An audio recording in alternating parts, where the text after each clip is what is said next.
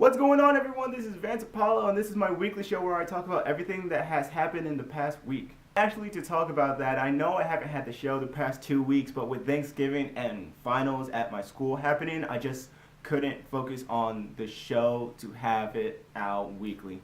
But now that I'm back, let's jump into it with nerd news. And the only bit of nerd news that I got in the past 2 weeks, even though I know there was a lot of nerd news that happened in the past 2 weeks, is that Rob Letterman is set to direct the Detective Pikachu movie. Rob Letterman is known for directing movies such as Monsters vs. Aliens and the Will Smith vehicle Shark Tale. Detective Pikachu was announced in July at the height of Pokemon Go. Also at the height of the Detective Pikachu movie, there was a petition online going around for Always Sunny in Philadelphia star Danny DeVito to star as Detective Pikachu. Honestly, even though I know that Danny DeVito probably won't voice the role of Detective Pikachu in this movie, it would still be really fun and just nice to see that type of thing happen. Now moving on to sports news. The first bit of sports news is that the U.S. national men's soccer team has parted ways with Jurgen Klinsmann. Jurgen Klinsmann took over as soccer manager in 2011. He led the men's soccer club to a Gold Cup in 2013, and he also got them past the group stage in the World Cup in 2014. He came under fire first for taking Landon Donovan out of the main roster for the 2014 World Cup. And it was announced that Bruce Arena will be his replacement. And as a fan of soccer and one of the only people in the U.S. to actually follow the U.S. national men's soccer team, I feel like it's been about time that Jurgen Klinsmann has gotten the boot, because with his past 2 losses to clubs that they should have beaten and they didn't, then you should have known by then that he should have left. You should have known by the time he let Landon Donovan not be on the roster, he should have been gone, because we all saw the results of that. If Landon Donovan, I feel like, was on the 2014 roster, we would have gotten way past the elimination round. Like, we probably could have gotten into the quarterfinals with how good the team was, but that's just my opinion. And the next bit of sports news, which I literally just titled this whole 3 things Conor McGregor news, because honestly, Conor McGregor has done so much in the past 2 weeks that were so, I guess, notable. I just had to put it in its own little section. But so for my next bit of sports news, and the first bit of Conor McGregor news, is that Conor McGregor has vacated the featherweight title, allegedly. The reason why I say allegedly is because if you look on social media where Conor McGregor is, you can see that he has still the lightweight championship and the featherweight championship. So he hasn't really given up his featherweight championship.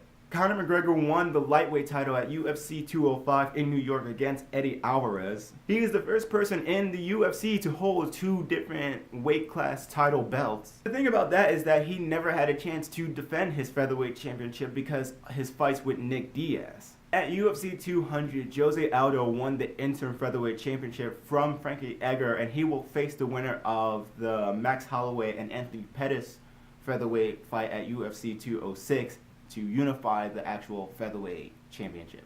In my next bit of Conor McGregor news, Conor McGregor has been issued a California boxing license. What makes this news so interesting is that he has expressed interest in fighting Floyd Money Mayweather in a super fight of sorts. My last bit of Conor McGregor news / sports news / nerd news, if you want to consider it that.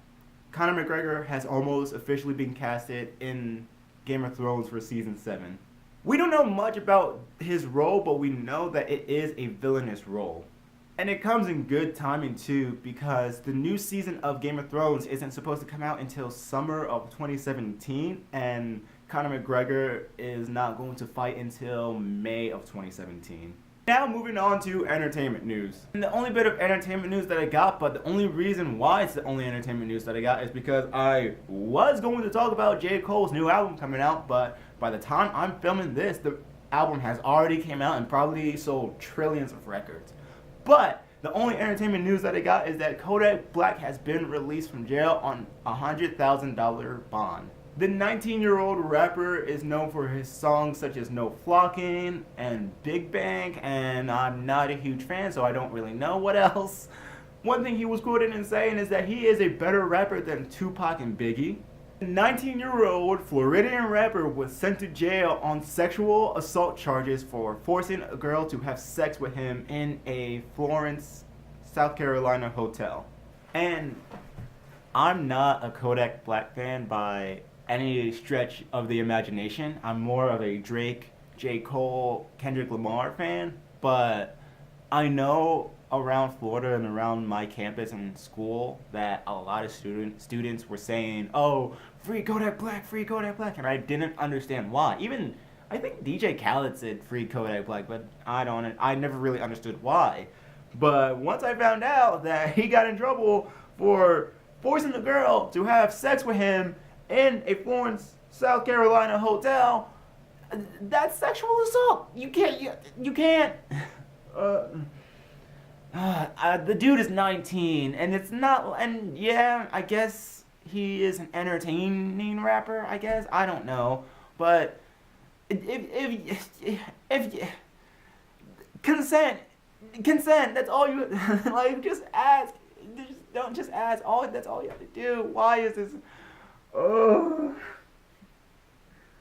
Why is my generation so messed up in the head? This kid is 19.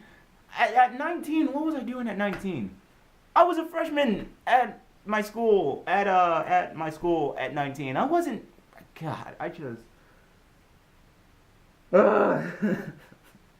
This generation needs help. But that about wraps it up for today. But in the comment section down below, please, I want to know everything that you thought about, that I talked about in this week's episode. Like, share, and subscribe, and I will see you next time.